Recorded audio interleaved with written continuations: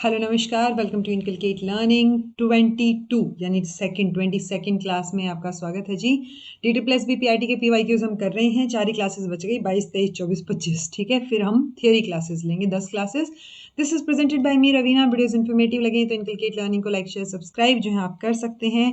आपकी प्लेलिस्ट में आपको एक और वीडियो दिख रही होगी जो लंबी सी 1100 मैराथन 1100 क्वेश्चंस की एक पूरी कंप्लीट मैराथन ही लगा लो, जो ईएमआरएस के लिए बनाई थी। सो मेक श्योर, क्योंकि टीचिंग से ही रिलेटेड चीज़ें आप वो भी एक बार सुन लेना। अगर आपने पहले ईएमआरएस दिया है, वो वाली चीज़ें या वो क्लासेस ली हैं, नोट्स पढ़े हैं, फिर कोई दिक्कत नहीं है अगर एक बार भी सुन रखी है तो। ओके, चलिए अब क्वेश्चंस करते हैं। 110 से ऊपर क्वेश्चंस हैं इसमें, कुछ 119-20 कुछ क्वेश्चंस हैं।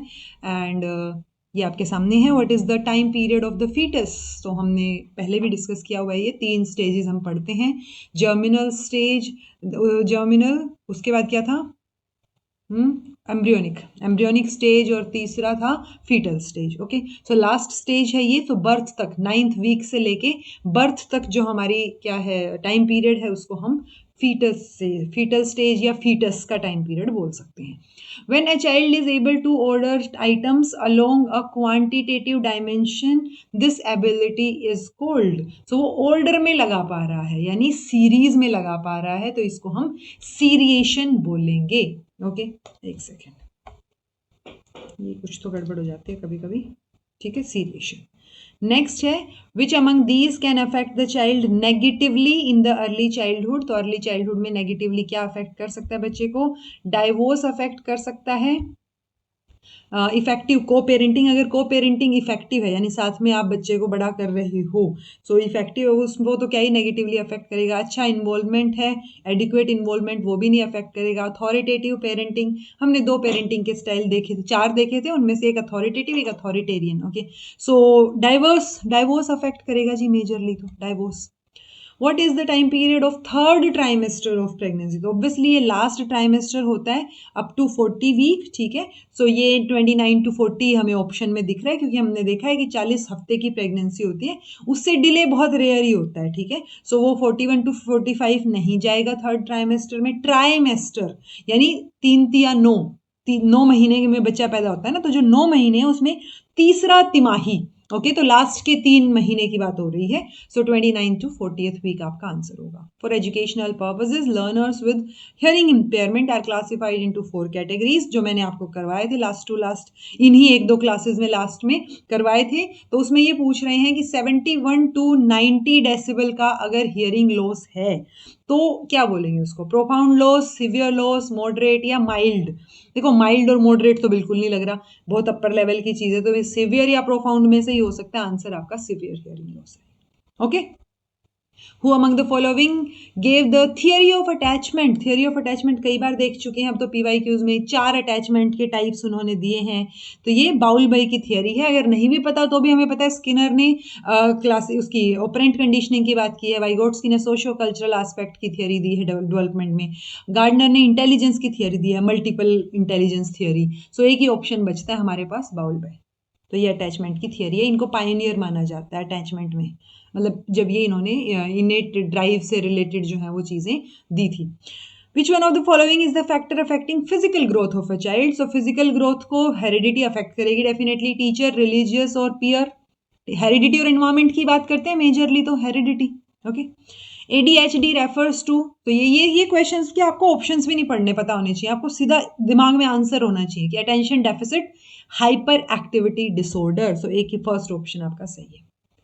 When a neutral stimulus is paired with stimulus, it leads to a reflexive response. This type of learning is, तो इसको एक न्यूट्रल स्टिमुलस को आप पेयर अप कर रहे हो ना, सो न्यूट्रल स्टिमुलस की बात, अनकंडीशनड और अनकंडीशनड स्टिमुलस, अनकंडीशनड रिस्पॉन्स, ये सारी बातें हमने किस में की हैं? क्लासिकल कंडीशनिंग, पैवलोव में की है। Okay, according to Piaget's cognitive development, what is second stage of development? Easiest question ever, pre-operational. Okay, which among them is the symptom of ADHD? Attention deficit है, यानी आपकी अटेंशन स्पैन इतनी नहीं है, और हाइपर एक्टिविटी डिसऑर्डर, आप hyper active हो, तो हाइपर एक्टिव हो तो लो मूड नहीं होगा, फटीग कोई सिम्टम नहीं होगा, इन अटेंशन यानी आप एक जगह पे ज्यादा अटेंशन नहीं दे पा रहे हो, सो वो एक मेजर सिम्टम रहेगा। विच of the following is the part of meso system? तो हमने ब्रोनफेन ब्रेनर की इकोलॉजिकल थियरी है, सुनी हुई होगी। 5 सिस्टम्स की हम बात करते हैं। आपसे मेजो सिस्टम पूछा है, वर्क प्लेस, स्कूल, वैल्यू या फिर इमीडिएट फैमिली। तो आंसर आपका इमीडिएट फैमिली आ जाएगा, वो मेजो सिस्टम में आता है। Okay, in which stage the ability of conservation starts developing in a child? So conservation pre operational में तो नहीं आता, कॉन्क्रीट ऑपरेशनल में आता है, हमने पढ़ी हुई है, इजी क्वेश्चन है। A child's active efforts to construct literacy knowledge through informal experiences is are called, तो इसको फोनिक डेवलपमेंट बोलेंगे, एमर्जिंग लैंग्वेज बोलेंगे, एमर्जेंट लिटरेसी बोलेंगे या लैंग्वेज बोलेंगे। सो ये क्या बोल रहे हैं कि एक्टिव एफर्ट्स हैं, ठीक है, और टू कंस्ट्रक्ट लिटरेसी नॉलेज, वो भी इनफॉर्मल एक्सपीरियंसेस के थ्रू है, लेकिन बच्चे के एफर्ट्स एक्टिव हैं। आंसर आपका एमर्जेंट लिटरेसी रहेगा। ओके, एमर्ज हो रही है और वो लिटरेसी, यू कंस्ट्रक्ट लिटरेसी ना, टू कंस्ट्रक्ट लिटरेसी नॉलेज, तो वो नॉलेज करने के लिए, आप नॉलेज लाने के लिए खुद में आप एक्टिव एफर्ट्स डाल रहे हो। What are the main cognitive learning style? So visual, auditory, ये हमने पढ़ा भी हुआ है, ठीक है, मैंने फ्लेमिंग का वो भी करवाया था, वर्क स्टाइल, VARK, ठीक है। सो V से विजुअल, A से ऑडिटरी, ये मेरा पेन रुक गया बीच में, VARK, अरे चल जाओ भाई, ठीक है। सो हमने विजुअल, ऑडिटरी, काइनेस्थेटिक और VARK, ठीक है। सो हमारा एक ही ऑप्शन फर्स्ट वाले में सारी चीजें इंक्लूडेड है, विजुअल भी, ऑडिटरी है, काइनेस्थेटिक भी है। ओके, R से क्या है वो आप मुझे बताएंगे, VARK है ना, सो R का क्या मतलब है वो बताना मुझे। Which of the following is not the part of authoritative child rearing style? So ये इसका authoritative का part नहीं है। Okay, high acceptance, low acceptance, involvement और अडेप्टिव कंट्रोल, तो आंसर आपका लो एक्सेप्टेंस हो जाएगा। How many stages did Kohlberg propose in the theory of moral development? तो स्टेज 6 हैं, लेवल्स 3 हैं, तो 6 स्टेजेस हैं जी। Okay, which of these is not the factor that affects learning? So language affect करेगी learning को, name of the child, school, family, सब करेंगे। नाम से क्या फर्क पड़ता है, नाम में क्या रखा है? Okay, name of the child doesn't matter. Kohlberg's theory is related to which domain? So Kohlberg की मॉरल डेवलपमेंट की थियरी है, देखो ऊपर 17वें क्वेश्चन में बोल भी रखा है, तो मॉरल डेवलपमेंट की थियरी है। Which among them is not the factor of child maltreatment? Okay, parents, caregiver, books और society, not the factor of child maltreatment. So देखो, सोसाइटी आपको माल ट्रीट कर सकती है, केयर गिवर कर सकता है, पेरेंट्स भी कभी कभार कर सकते हैं, पर बुक्स थोड़ी ना करेंगी। ओके, बुक्स आपको कैसे माल ट्रीट करेंगी? Which of the following includes inclusive education? So देखो, AEP एडोलेसेंस से रिलेटेड प्रोग्राम था, ये IEDC ये इंटीग्रेटेड एजुकेशन से रिलेटेड था, ये सर्व शिक्षा अभियान है, एक BBBP, लेकिन ये IEDC इन्होंने आंसर दे रखा है। बट पॉइंट ये है कि ये integrated education for disabled children था, बट और कोई तो इस बारे में भी बात नहीं कर रहा है, तो इन्होंने यही ऑप्शन जो है वो सही दिया है। अदरवाइज IEDSS अगर होता, जो इसकी रिप्लेसमेंट स्कीम थी, उसमें इंक्लूसिव एजुकेशन की बात हमने की थी। SSA सर्व शिक्षा अभियान, ठीक है, ऑप्शंस भी पढ़ने की जरूरत नहीं होनी चाहिए। There are dash basis of any curriculum. So किसी भी करिकुलम के कितने बेसिस होते हैं? 4, 6, 5 और 2, 4 बेसिस होते हैं जी, ठीक है। फिलोसफिकल, साइकोलॉजिकल, सोशियोलॉजिकल और हिस्टोरिकल पर्सपेक्टिव, ये 4 पर्सपेक्टिव जो है वो फाउंडेशन ले करते हैं किसकी? करिकुलम की। IEDC इनिशिएटेड इन, देखो ये कंफ्यूजन क्रिएट करने की जगह है, 73, 74 दोनों दे दिए, तो आंसर 74 है। ओके, देन 2009 में इसका IDSS बना दिया था। Who categorise the curriculum in 4 aspects like product, programme, intended learning outcome और एक प्लान्ड लर्नर एक्सपीरियंस? ये क्वेश्चन पहले भी आ चुका है, उल्टा पूछ रखा होगा कि अच्छा बेने एट ऑल ने 4 तरीके के करिकुलम एस्पेक्ट्स की बात की है, कौन सा इनमें से नहीं है या कौन सा इनमें से है, ऐसे करके आया है, बट आया है, ठीक है। सो ये बेने एट ऑल जो है इसका आंसर रहेगा। Who among them has talked about 4 pillars of education? So in his और हर रिपोर्ट, ये भी हम पहले पढ़ चुके हैं। 4 तरीके, 4 पिलर ऑफ एजुकेशन डिलोर कमीशन ने दिए हैं अपनी रिपोर्ट में। ओके, ये हैं वो 4, नहीं भी पढ़े हो आपने तो 4 पिलर हैं। जैकिस डिलोर ने यूनेस्को की 1996 की रिपोर्ट का नाम भी पूछा जा सकता है आपसे, learning the treasure with in, तो ये नाम भी आपने याद रखना है और ये चारों भी याद रखने, क्योंकि पूछा जा सकता है कि इन चारों में से कौन सा है कौन सा नहीं है। तो जब ऑप्शन देंगे ना, तो learning to be, learning to know, learning to do, इस तरीके से और एक आधा कंफ्यूजन वाला ही ऑप्शन देंगे। सो आपको ये learning to live together, to know, to do, to be, ये चारों पता होने चाहिए, अच्छे से याद रखना है ये। Okay, which one of the following is the biological term? Masculinity, patriarchy, feminine और सेक्स। सेक्स है बायोलॉजिकल टर्म, तो ओके। जेंडर जो है वो आपका सोशल कंस्ट्रक्ट है, सेक्स जो है आपका बायोलॉजिकल कंस्ट्रक्ट है। Why it is difficult to implement inclusive education? No, we can easily implement them. नहीं, ऐसा तो नहीं है, डिफिकल्ट तो है। No tested methods are there. Teaching aids की अनअवेलेबिलिटी है। सो ये दोनों ही ऑप्शन जो है वो आ जाएंगे। तो डी ऑप्शन में ये दोनों चीजें फिट बैठ रही हैं कि एक तो टेस्टेड मेथड नहीं है, दूसरा अनअवेलेबिलिटी है टीचिंग एड्स की। Curriculum design doesn't consist of, subject matter नहीं होता उसमें, ऑब्जेक्टिव नहीं होता, टीचर नहीं होता, इवेल्युएशन नहीं होता। सो करिकुलम को जब आप डिजाइन करते हो, सब्जेक्ट मैटर क्या होगा, ऑब्जेक्टिव्स क्या होंगे, इवेल्युएशन कैसे होगा, सब होता है, बट टीचर नहीं होता उसमें। ओके। फेमिनिज्म इज अबाउट, तो फेमिनिज्म का मतलब वुमेन नहीं होता है, फेमिनिज्म का मतलब होता है equal right for everybody. Okay. So वो वर्ड फेमिनिन सा साउंड करता है तो उससे ऐसा लगता है कि वुमेन की एजुकेशन या वुमेन के राइट्स की ही बात हो रही है, उनकी फ्रीडम की बात हो रही है। ऐसा नहीं है, इक्वल राइट्स फॉर ऑल की बात हो रही है। Okay. Which of the following programme has the objective of universal retention by 2010? तो यूनिवर्सल रिटेंशन होनी चाहिए, यानी जिस एज ग्रुप में हम काम कर रहे हैं उस एज ग्रुप के बच्चे सारे एनरोल हो गए हैं, तो वो यूनिवर्सल एनरोलमेंट हो गई। और उसमें सारे बच्चे रिटेन्ड भी हैं स्कूल में और वो ड्रॉप आउट नहीं कर रहे हैं, छोड़ के नहीं जा रहे हैं। सो एक इसलिए था सर्व शिक्षा अभियान के लिए, क्योंकि देखो ना, सर्व शिक्षा अभियान अब यूनिवर्सल रिटेंशन है, 2001 में शुरू हुआ था, तो हमने टारगेट लेके चले, टारगेट बेस्ड था ये। ओके। IEDC, ये तो 1974 की बात हो रही है, इसमें तो हमने इंटीग्रेटेड एजुकेशन की बात की थी, कोई यूनिवर्सल लेवल की बात ही नहीं की। उच्चतर शिक्षा अभियान आया ही 2013 में है आई थिंक, हाँ। और रमसा जो है वो 2009 में आया है। सो 2009 के बाद हम सीधा यूनिवर्सल रिटेंशन बोले, ऐसा तो नहीं होता होगा। ओके। तो सर्व शिक्षा अभियान हमारा आंसर है। Okay, what does inclusive education means? तो including parents, including disabled, including nature, including technology. तो देखो इनमें टेक्निकली जो आंसर है, वैसे तो सबके इंक्लूजन की बात होती है, बट यहाँ पे अप्रोप्रिएट आंसर आपका इंक्लूडिंग डिसेबल्ड आएगा। Which is considered to be the best child rearing style? तो बेस्ट स्टाइल कौन सा माना गया है? परमिसिव, अथॉरिटेरियन, अथॉरिटेटिव या uninvolved? So authoritative. Okay. So authoritarian, authoritative में आपको डिफरेंस पता होना चाहिए। Which one of the following is not the feature of inclusive education? So accepting diversity आएगा, ये diversity as normal, ये तो feature है। solving aptitude, making it flexible, rote memorization नहीं है feature। रटने की बात क्यों करेंगे हम किसी भी चीज में? according to Tyler's model the last phase in curriculum design is, जब आप curriculum को डिजाइन करते हो तो लास्ट में जाके आप क्या करते हो? आप इवेल्युएट करते हो। Okay. What does Article 45 refers to? Mid day meal नहीं, टीचर ट्रेनिंग नहीं, टीचिंग लर्निंग नहीं, education for all, education for all की बात करते हैं ये, ठीक है। तो आपको ध्यान होना चाहिए। अब तो ये है भी नहीं, इसको रिपील करके हमने आर्टिकल 21A डाल रखा है, जो कि फंडामेंटल राइट्स में, ये तो फिर भी DPSPs में था। Okay. Directive principles for state policy. Okay. Which among them is the cause of regional diversity? Region, so regions में जो हमने चीजें बांटी हुई हैं, ये फैमिली की वजह से है, लैंग्वेज की वजह से है, हिस्टोरिकल कारण है या मीडिया? सो हिस्टोरिकल कारण एक बेस्ट ऑप्शन है ना। Okay. Which one of the following is not the consequence of sexual abuse? Sexual abuse की वजह से कॉन्फिडेंस तो नहीं आएगा, गुस्सा आ सकता है, एंजाइटी हो सकती है, डिप्रेशन आ सकता है, बट कॉन्फिडेंट थोड़ी फील करोगे सेक्सुअली अब्यूज अगर झेल रहे हो तो। Okay.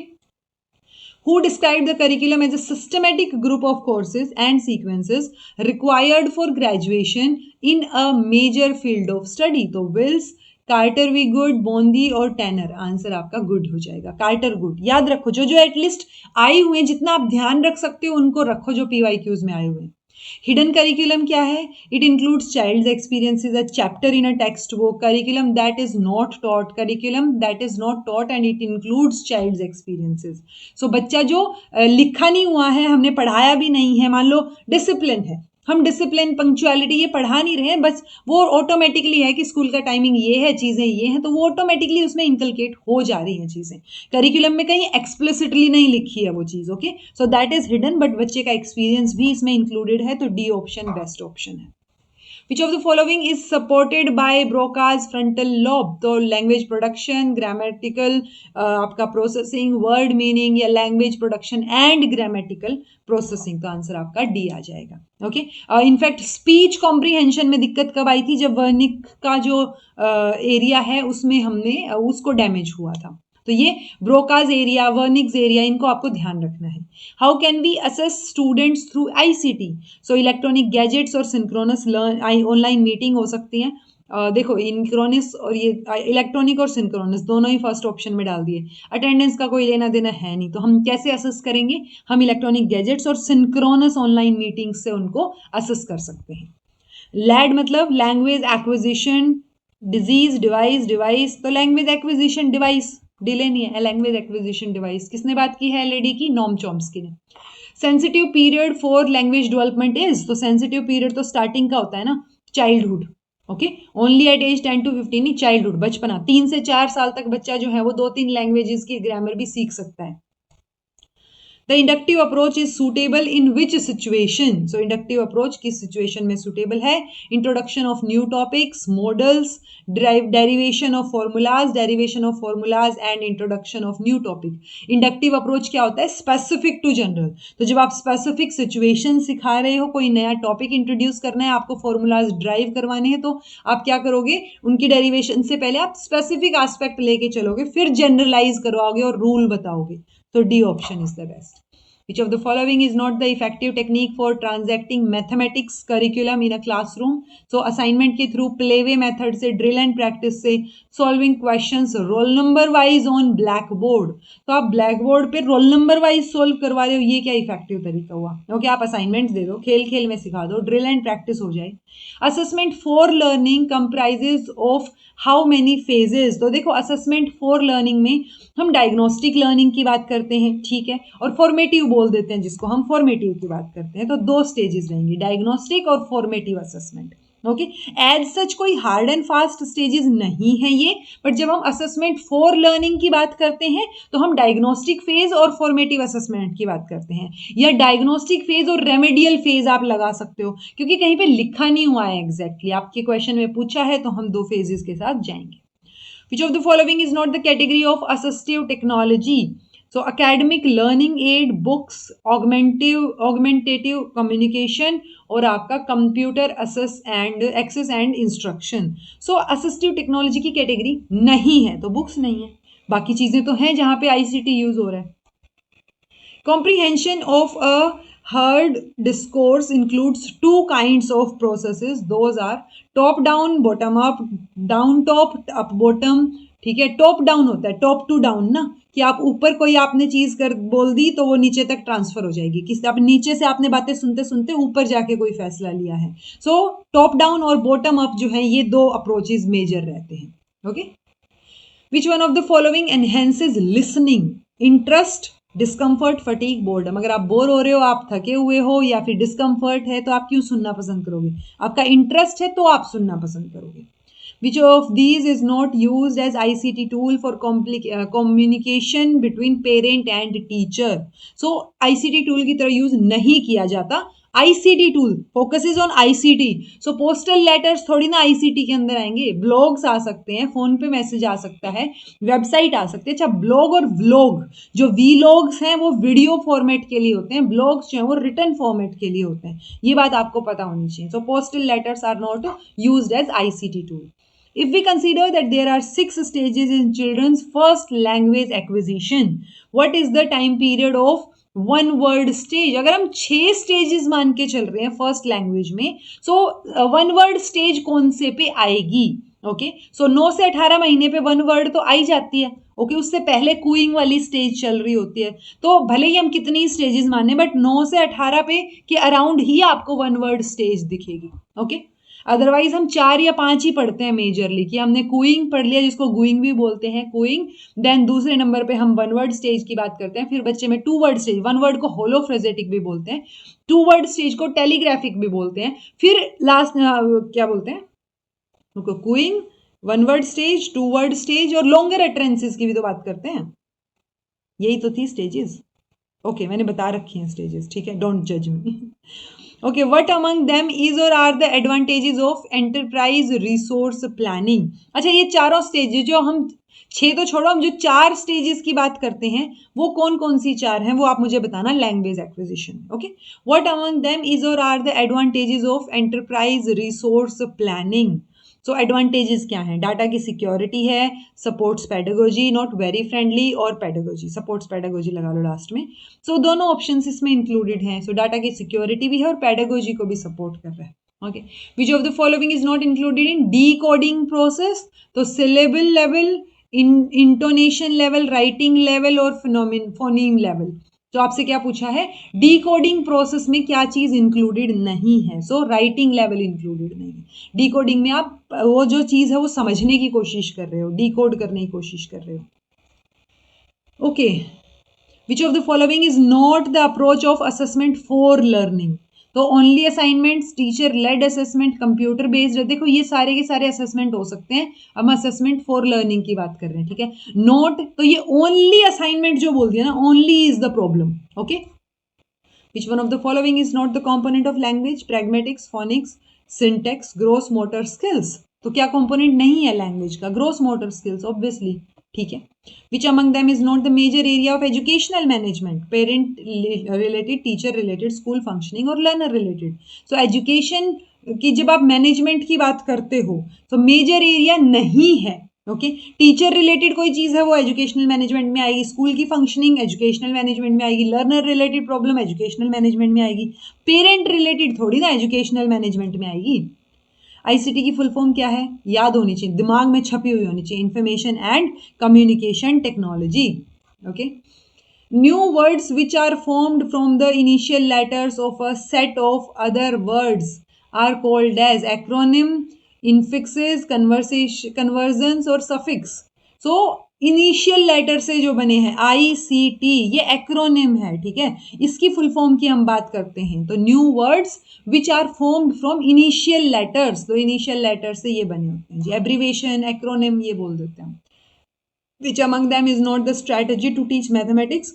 Discovering, inductive, deductive, analysis, synthesis, textbook question solving.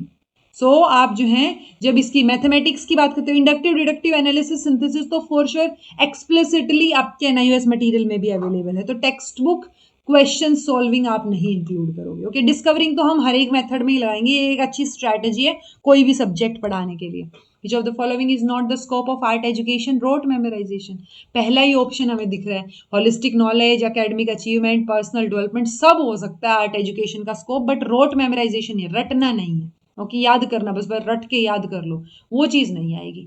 Which civilization among them use to practise yoga? तो योगा कौन सी सिविलाइजेशन प्रैक्टिस करती थी? इंडस वैली सिविलाइजेशन मानी जाती है। ओके, काफी पुरानी सिविलाइजेशन है, वहां पे आपको होता ना कि बहुत सारी वो मतलब इट्स लाइक इन वैली थी वो एक तरीके से, और वहां पे नदियां वदियां भी बह रही थी, तो वहां पे आप जो है योगा की प्रैक्टिस मानी जाती है, होती थी। What is the first step of an action research in social science? तो एक्शन रिसर्च जो है वो इमीडिएट प्रॉब्लम को सॉल्व करने के लिए किया जाता है। इसको रिसर्चर्स नहीं करते हैं, प्रोफेशनल रिसर्चर्स, इसको जो है प्रैक्टिशनर्स करते हैं। जैसे टीचर्स हैं कि एक बच्चे को एक चीज़ समझ नहीं आई तो टीचर कैसे दूसरे तरीके से समझाएगा। सो वो एक एग्जाम्पल हम लेके चलते हैं एक्शन रिसर्च में। तो इमीडिएट प्रॉब्लम का वो था ना, इमीडिएट सोल्यूशन अगर हमें निकालना है लोकल प्रॉब्लम का, तो वो सारी चीज़ें एक्शन रिसर्च के अंडर आती है। तो सबसे पहले तो हम प्रॉब्लम को आइडेंटिफाई करते हैं ना, तो फर्स्ट स्टेप क्या होगा? प्लानिंग ऑफ फॉर इंटरवेंशन नहीं, प्लान कैसे? पहले प्रॉब्लम तो पता हो तभी तो आप इंटरवीन करोगे, एनालाइज करोगे प्रॉब्लम को, पहले प्रॉब्लम को आइडेंटिफाई तो कर लो। प्रपोजिशन नहीं, तो एक फोकस को, यानी आइडेंटिफाइंग अ प्रॉब्लम या फिर डेवलपिंग अ फोकस। सो ये आइडेंटिफाइंग अ प्रॉब्लम वाली स्टेज से ही रिलेट किया जाता है कि एक फोकस डेवलप करना, एक प्रॉब्लम को ढूंढना। सो वो चीज जो है वो फर्स्ट स्टेप रहेगा। Deductive approaches, deductive parent centred आएगा ये, ठीक है। डिडक्टिव अप्रोच मतलब जो हमने दो अप्रोचेस की बात की, डिडक्टिव, इंडक्टिव। डिडक्टिव अप्रोच में हम जनरल टू स्पेसिफिक जाते हैं, यानी इन जनरल की आप बात कर रहे हो, फिर आप स्पेसिफिक एक्सपेक्ट होता है ना एक्सेप्शंस, वो बताओगे। सो ये टीचर सेंटर्ड अप्रोच है जी, क्योंकि अगर बच्चे के ऊपर सेंटर्ड होता तो स्पेसिफिक टू आप जो है जनरल जाते। आप पहले स्पेसिफिक प्रॉब्लम, स्पेसिफिक चीजें बताते बच्चे को, देन आप जो है जनरलाइज करते उस चीज को, तो वो चाइल्ड सेंटर्ड माना जाता है। डिडक्टिव अप्रोच को हम टीचर सेंटर्ड मानते हैं। How many organs are there in Ghatastha yoga? तो घटस्थ योगा की बात हो रही है, आंसर आपका क्या आ जाएगा जी? ए, यानी 7। 7 लिम्ब की बात करते हैं हम, क्या क्या है ये देखो। शतकर्मा प्यूरिफिकेशन, आसना स्ट्रेंथनिंग के लिए, स्टेडी रहने के लिए आप मुद्रा, प्रत्याहारा, काम डाउन करने के लिए लाइटनेस, प्राणायाम, और परसेप्शन आपका ध्यान, और लिबरेशन या आइसोलेशन आपकी समाधि। तो ये 7 जो हैं वो घटस्थ योग के 7 लिम्ब हैं, ये आपको पता होने चाहिए। Okay, which is not the characteristic of a good assignment. Task defined है, ऑब्जेक्टिव्स क्लियर हैं, हैव कोरिलेशन विद नॉलेज, या specific steps and books are given. जब स्पेसिफिक स्टेप या बुक दे दी तो वो एक अच्छा असाइनमेंट नहीं है। मतलब आपको बोल दिया आप इस बुक से ये असाइनमेंट बना लाना, इट्स लाइक बस उसमें से पढ़ के आपने लिख दिया। सो वो चीज़ जो है वो अच्छे असाइनमेंट की कैरेक्टरिस्टिक नहीं है। Which of the following is not included in broad themes of EVS. EVS की 6 थीम्स हैं, फूड, ट्रैवल, वाटर, एयर। तो कौन सी नहीं है? एयर नहीं है जी। ओके, 6 थीम्स है, उनमें से भी अच्छा कौन सी थीम की, पहले तो 6 थीम कौन सी है वो आपको पता हो, और उनमें से कौन सी थीम की 4 सब थीम भी हैं वो आप मुझे बताना। Okay, how many types of parents internal working models are in attachment theory. So कितने टाइप के पेरेंट्स इंटरनल वर्किंग मॉडल हैं? 4 टाइप के हैं जी। ओके, सिक्योर, एंशियस, अवॉइडेंट और डिसऑर्गेनाइज्ड मॉडल। सिक्योर और अवॉइडेंट से रिलेटेड बहुत बार क्वेश्चन भी आता है। Yoga is not associated with, yoga is mind set associated है, स्टेबिलिटी से, फिटनेस से, रिलीजन से एसोसिएटेड नहीं है। ओके, सो रिलीजन से हो जाता है कई बार कि हिंदुइज्म में मान लेते हैं कि बस योगा तो हमसे ही अटैच्ड है। It's not like that. तो yoga is not associated with any religion. Which is not the principal of cooperative learning. Cooperative learning का प्रिंसिपल नहीं है।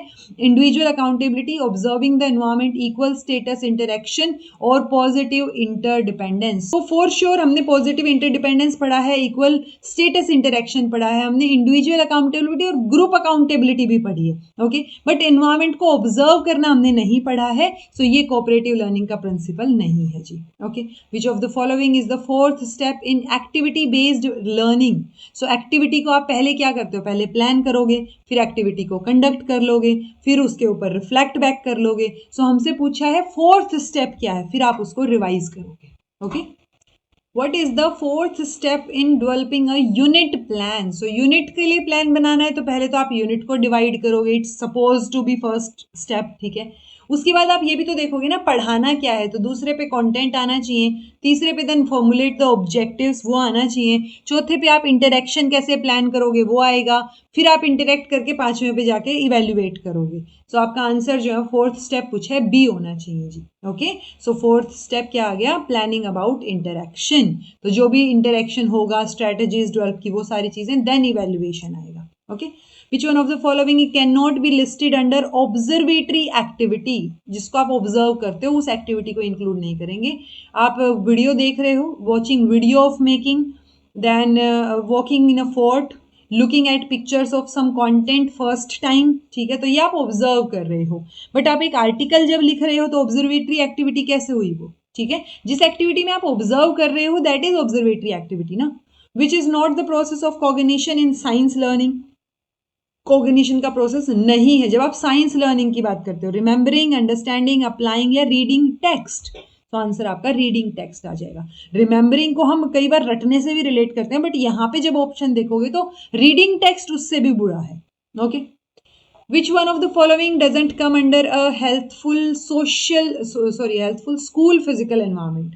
स्कूल फिजिकल एनवायरमेंट में फिजिकल एनवायरमेंट, ओके, टॉयलेट्स हो, ड्रिंकिंग वाटर हो, comfortable seats हो, books doesn't come under school physical environment. Okay, factors like language and verbal reasoning, executive function, make believe, play contributes to children's theory of mind, moral development, cognitive development या language।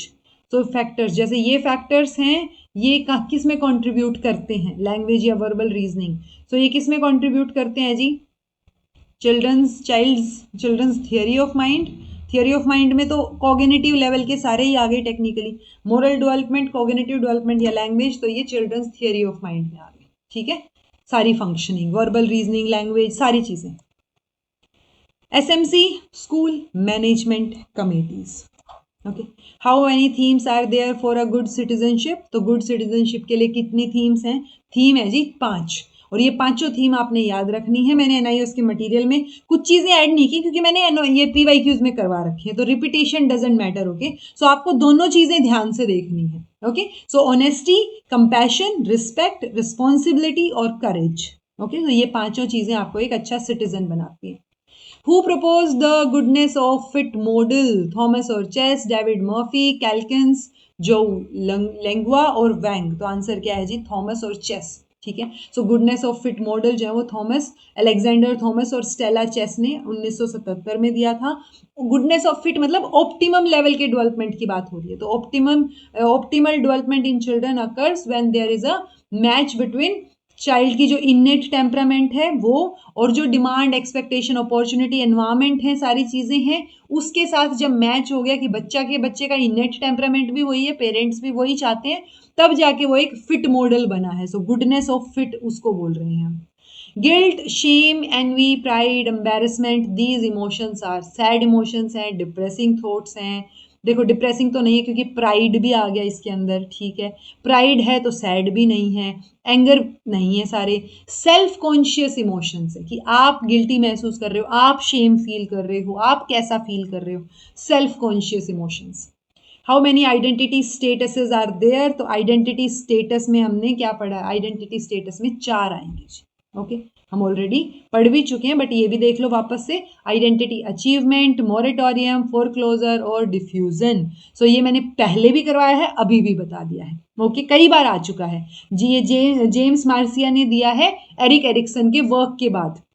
Same वो, ये 4 identity है। दूसरा जो identity की बात करते हैं वो आइडेंटिटी वो भी है, वो तो जेंडर से रिलेटेड है। Gender identity, gender constituency, gender stability, वो अपने कोलबर्ग ने दी है। Okay, which among them is not the nutrient? Mineral salt, water, roughage और आपका आयरन। तो कौन सा इनमें से न्यूट्रिएंट नहीं है? तो रफेज होता है, जैसे फाइबर होता है जो हमें फ्रूट्स वगैरह से मिलता है। ठीक है, वो भी न्यूट्रिएंट में आएगा। आयरन, वाटर, मिनरल सॉल्ट, तो आंसर आपका आयरन हो जाए। Okay, which one of them is not a communicable disease? Chicken pox, chicken लिख रखा है यहाँ, चिकन पॉक्स लगा लो। ट्यूबरक्लोसिस, डायबिटीज, वूपिंग कफ तो बहुत फैलती है। ठीक है, टीबी भी फैलता है, चिकन पॉक्स भी फैलेगा, सो डायबिटीज नहीं फैलेगा जी ऐसे कॉन्टेक्ट से। In which of the following attachment do infant use the parent as a secure base? तो सिक्योर अटैचमेंट बहुत बार आता है ये अटैचमेंट का क्वेश्चन, और ये मैंने आपकी DSSB वाले ही PYQs में देखा है, और कहीं मैंने अटैचमेंट वाला क्वेश्चन नहीं देखा था। ओके, सो आप ध्यान रखिए कि ये क्वेश्चन रिपीट हो सकता है इस टॉपिक से related. Factors that affect the process of group formation are? तो ग्रुप फॉर्मेशन को कौन से फैक्टर्स अफेक्ट करेंगे? Availability of space, availability of time. तो ये दोनों ऑप्शन यहाँ से यहाँ डाल ही दिए हैं एक में। तो group formation, group obviously space हो प्लस अवेलेबिलिटी टाइम की भी हो, जो ग्रुप में मेंबर्स इंक्लूडेड रहेंगे। विच one of the following is a characteristic of autism? Over sleeping, absorbed in self, can not read, scaffolding. देखो ऐसा नहीं है कि आप पढ़ नहीं सकते या स्कैफोल्डिंग का कोई दिक्कत आएगी, नहीं। कौन सी कैरेक्टरिस्टिक है जी? Absorbed in oneself. तो आप अपने आप में ही अब्जॉर्ब रहते हो, आप सोशली नहीं इतना कम्युनिकेट करते। Activities like making mats, mask holder, clay toy etcetera related to basic needs की fulfilment, environmental awareness, beautification of environment और कम्युनिटी सर्विस। आप एनवायरमेंट को ब्यूटीफाई कर रहे हो। ऐसे ऐसे क्वेश्चंस, ऐसी ऐसी डायरेक्ट चीजें मेंशन है आपके NIOS के मटेरियल में। आप एनवायरमेंट में कुछ चीजों से कोई नई चीज बना रहे हो ना, you are beautifying the environment. Social smile appears between? तो सोशल स्माइल 10 से 12 हफ्ते में, 8 से 10 हफ्ते में, 6 से 12 हफ्ते में, या फिर 6 से 10 हफ्ते में। तो देखो 1 महीने का बच्चा यानी 4 हफ्ते, 1.5 महीने का यानी कि 6 हफ्ते। सो 1.5 से 2 महीने का बच्चा शुरू कर देता है सोशल स्माइल, तो 6 से 10 हफ्ते में अपीयर हो जाती है। Okay, which is not the factor for the success of work education? Not the factor. Broad mindedness definitely, feeling of cooperation, creative aptitude. So ये high academic marks ये कोई सक्सेस शो नहीं करते वर्क एजुकेशन की। Factors that do not affect diet? तो body size, eating habit, age और media. Media नहीं affect करेगा डाइट को। आपकी एज के हिसाब से डाइट कम ज़्यादा हो सकती है, आपकी ईटिंग हैबिट्स के हिसाब से चेंज हो सकती है, और आपके बॉडी साइज के हिसाब से चेंज हो सकती है। What should we not do during a fracture? Fracture है तो place splint, go to the hospital आएगा। Apply ice pack, mobilise. जब हमें फ्रैक्चर हो जाता है तो हम उस एरिया को हिलाते डुलाते नहीं है ज़्यादा, so we should not mobilise the injured area. Okay, how many work experience based methods are there? तो वर्क एक्सपीरियंस बेस्ड मेथड्स आएंगे 5। कौन कौन से? Usually observational, demonstration, practical, project method और एक्सकर्जन मेथड। अब आप बोलोगे कि ये किस बेसिस पे हैं? ये एनआईओएस के मटेरियल में यही मेंशन है, तो उन्होंने उसी को ही बेसिस बना दिया है। ओके, कि ये मेजरली 5 मेन एरियाज हैं जब आप वर्क एक्सपीरियंस की बात करोगे। An activity like participating in cleanliness drive comes under environmental awareness, cultural legacy, community service, fulfillment of basic needs। तो basic need का कोई लेना देना नहीं है cleanliness drive से, क्योंकि आप खुद की cleanliness की बात नहीं कर रहे हो, आप एक ड्राइव चला रहे हो कि आसपास के एरिया को साफ करना है। सो ये क्या हो गया जी? ये कम्युनिटी सर्विस हो गई एनवायरमेंट के लिए। Okay, how much percentage of parents is included in SMC? 75% parents. Okay, one of the most common nutrition deficiency element that can be seen in adolescent is night blindness देखने को मिलती है, low blood pressure देखने को मिलता है, rickets छोटे बच्चों में देखने को मिलता है। जब वो होता ना, वो नहीं लेते विटामिन डी, उनको नहीं दी जाती, तो आप उनकी देख पाओगे दिक्कत जो उनको हो रही है, वही है ना, उस विटामिन डी की कमी से ही होता है आई थिंक रिकेट्स। ठीक है, बट बच्चों में है, मुझे इतना ध्यान है। ओके, मैरासम्स, ठीक है, ये आपका आंसर रहेगा। अब इसका मतलब क्या होता है वो आप मुझे बताना, ठीक है। बाकी चीजें तो नहीं है, जरूरी नहीं है कि मोस्ट कॉमन न्यूट्रिएंट डेफिशिएंसी आपकी नाइट ब्लाइंडनेस हो या ब्लड प्रेशर का इशू हो या रिकेट्स हो। सो ये मैरासमस ही है। आप आंसर का, इसका एक्सप्लेनेशन आप मुझे बताना। Health and physical education was recognised as a compulsory subject कहाँ पे? पीडब्ल्यूडी एक्ट में, एनपी 1986 में, एनसीएफ 2005 में, एनपी 2020 में। सो हेल्थ और फिजिकल एजुकेशन, ये तो हम पहले से भी बात करते हुए आए, तो NCF 2005। Okay, the essential role of SMC is school management committee is enlisted in, किसमें एनलिस्टेड है ये? तो स्कूल मैनेजमेंट कमेटी मैंडेटरी है as per RT act 2009। Okay, work education as opposed to bookish knowledge is seen in, so किसमें देखी गई है ये? University education commission 1948, NP 1986, NP 2020 या नेशनल करिकुलम फ्रेमवर्क 2005। तो answer curriculum framework 2005। Okay, main benefit of good physical health, अच्छे marks आएंगे, studies से ब्रेक मिल जाएगा, प्लेइंग चैंपियनशिप या ओवरऑल गुड परफॉर्मेंस। आप अच्छी फिजिकल हेल्थ है तो ओवरऑल एक अच्छी परफॉर्मेंस आपकी देखने को मिलेगी, सारी चीजों पे इफेक्ट होगा उसका। Teacher education programmes need to be reformulated so that teachers become encouraging, teachers cater to individual needs of the learner, teacher supportive बने, इंडिविजुअल नीड्स को केटर करें, एनकरेजिंग बने, तो ये सारे ऑप्शन ठीक हैं। ठीक है, according to NCF 2005, which of the following is one of the curriculum reforms in school education to be implemented effectively? curriculum reforms में medical classes, midday meal, regular medical checkups, good infrastructure, good sports equipment. so curriculum reforms NCF 2005 ने जो बोला कि इसको effectively implement करो is midday meal और regular checkups, ताकि nutrient deficiency ना हो बच्चों में। How can students' emotional health be managed in schools? उनको स्टोरीज सुना के, उनको कोऑपरेशन और प्रॉब्लम सॉल्विंग की अपॉर्चुनिटीज प्रोवाइड करवा के, एक तो आप स्टोरी सुना रहे हो कि आप उनको इंक्लूड कर रहे हो अपॉर्चुनिटी प्रोवाइड करके, वो ज्यादा बेटर है ना। योगा क्लासेस देके या allowing them to curb their emotions, नहीं जी, ये आएगा। ठीक है, इमोशनल हेल्थ आप मैनेज कर सकते हो, उनको कोऑपरेशन, प्रॉब्लम सॉल्विंग, ये चीजों की अपॉर्चुनिटीज प्रोवाइड कराओ ताकि वो लर्निंग बाय डूइंग से चीजें सीखें। Which one of the following is least relevant in discovery learning for adolescents? Allow students to proceed in their own way, encourage students to make intuitive guesses, make use of deductive reasoning rather than inductive reasoning, provide specific to learning. क्या पूछा इन्होंने? Discovery learning पूछा है। Answer क्या हो जाएगा? ये हो जाएगा use of deductive rather than inductive, least relevant ना, क्योंकि डिडक्टिव हम टीचर सेंटर्ड की तरफ मानते हैं और इंडक्टिव को हम लर्नर सेंटर्ड की तरफ मानते हैं। ठीक है, health and physical education is considered compulsory subject in primary and dash and as an optional subject in, so primary health और फिजिकल की बात हो रही है। सो प्राइमरी और क्या, प्राइमरी और एलिमेंट्री सेम ही चीज है, ये अलग अलग नहीं होएगा। ठीक है, सेकेंडरी में, प्राइमरी और सेकेंडरी में आप कंपल्सरी बोल रहे हो, और आप जो हैं कॉलेज में ऑप्शनल बोल रहे हो, और आपका है प्राइमरी और secondary, primary secondary higher secondary की बात हो रही है।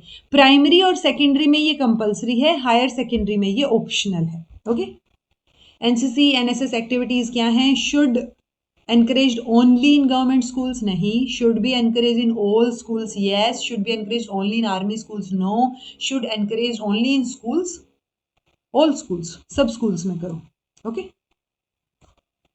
Micro teaching was invented by, micro teaching की एक साइकिल है, DW ने दी है, ड्वाइट W इनका नाम है, ठीक है। 36 मिनट की साइकिल है जो NCERT ने दी है माइक्रो टीचिंग से related.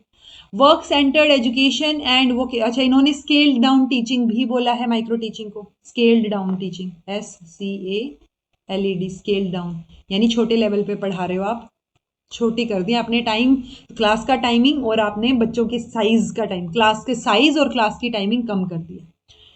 Work centred education and vocational education are not used in curriculum at all, used in co curricular activities only, दोनों सेम चीज हैं। Varied aspect of curriculum and co curricular activities. Main idea to form SMCs, teachers का काम कम करना नहीं, मोर accountable बनाना उनको अपने actions के लिए, to include family members in school functioning, to involve community in active planning, functioning and implementation. So community, क्योंकि बच्चे पेरेंट्स भी तो कम्युनिटी में ही आ गए ना, और उसके साथ साथ हम बाकी लोगों को भी इंक्लूड करते हैं, सो बेटर फंक्शनिंग और इम्प्लीमेंटेशन के लिए। Yoga classes should be, just a second, yoga classes should be given to children so that they are more flexible, they become physically active, they can touch their forehead to their knee, they can deal with the problems effectively. देखो physically active बनाता है, flexible बनाता है, ये अच्छी चीज है, लेकिन वो प्रॉब्लम से इफेक्टिवली डील करना सीखेंगे। Okay, which one of the following is not a part of mathematics curriculum in primary classes? So measurement, spatial understanding, basic mathematical operations, ये सारे होते हैं, but not a part पूछा है। algebra, equations, ये हम थोड़ा सा upper primary level पे या अपना secondary level पे introduce करते हैं। okay? As per NCF 2005, which of the following discipline is consisted to make up the social science? तो social science, arts, economics, देखो usually social science जो है वो हिस्ट्री, ज्योग्राफी, पॉलिटिकल साइंस और economics, इनके बारे में हम सोशल साइंस में बात करते हैं। ओके, सो इकोनॉमिक्स जो है वो यहाँ पे फिट बैठेगा। According to NCF 2005, the core idea of teaching EVS to primary classes is, उनको सोशल साइंस सिखाना, to make children aware about science, to the children to is to actual outside world, तो उनके बारे में बताना, to make learn about them, to learn about human body, देखो human body नहीं है, साइंस के बारे में अवेयर करना ठीक है, बट एक्चुअल आउटसाइड वर्ल्ड के बारे में उनको रिकग्निशन हो, वो है हमारा। ठीक है, देन है जी टीचिंग, अच्छा हाँ, teaching EVS to primary classes to the children, to actual उनको सिखाना वो चीज़ें। Which education commission curriculum framework recognised the universal introduction of art? So art and education की बात कहाँ पे की गई? वो हमारे NCF 2005 में की गई। ओके, ओके, कौन सा चैप्टर NCF 2005 का डिजायरेबल स्कूल कल्चर जो है उसके बारे में डिटेल्स इंक्लूड करता है? तो टोटल कितने चैप्टर्स हैं? 5 चैप्टर्स हैं जी। चौथा चैप्टर बात करता है, देखो, perspective, learning and knowledge, curricular areas और असेसमेंट स्कूल स्टेजेस, और ये school and classroom environment. Okay, तो एनवायरमेंट कैसा हो, डिजायरेबल स्कूल कल्चर कैसा हो, वो चौथे में है, और 5वें में आपका सिस्टमेटिक रिफॉर्म्स है। याद रखना है 5 चैप्टर्स।